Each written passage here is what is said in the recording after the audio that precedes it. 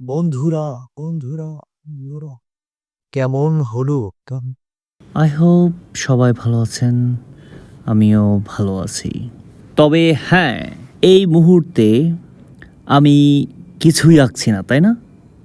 না, আমি এখন পেন্সিল স্কেচ করব এই ফুলটার, যে ফুলের আঁকার পরে কালারের ভেতর দিয়ে ইরেজ করে কিন্তু অনেক সময় হাইলাইটিংটা বের করা কষ্ট হয়। তার জন্য আমি আগে প্ল্যানিং করে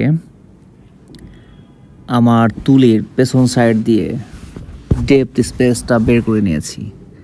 মানে হচ্ছে পেজে আমি যখন ওটা দিয়ে আঁকছি, মানে পেন্সিলের তুলির পেছন সাইড দিয়ে ভর দিয়ে আঁকছি, তখন কিন্তু একটা ডেপথ হচ্ছে পেজের। এই পেজের যে ডেপথ হচ্ছে, যেটা দিয়ে আমি হচ্ছে পরবর্তীতে যখন পেন্সিল স্কেচ করছি, পেন্সিলে লাইন দিচ্ছি, ওই ডেপথগুলোতে কিন্তু কালার পড়ছে না, যার কারণে ওই জায়গাটা সাদা লাইন লাইন মনে হচ্ছে, এবং যেটা আমার হাইলাইটের কাজে দেবে।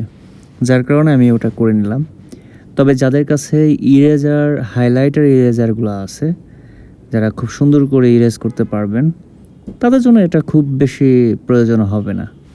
কারণ এটাতে একটা অসুবিধা হয়, সেটা হচ্ছে ড্রয়িং যেহেতু নেই, আমাকে প্ল্যানিং করে ঠিক এটা দিয়েই ড্রয়িং করতে হয়।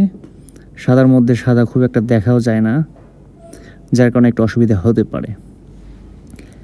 এই মুহূর্তে আমার আঁকাটা অলমোস্ট শেষ, যেটা পেন্সিলে একটা লাইটিংয়ের অসুবিধার কারণে ঠিকমতো দেখা যায় না।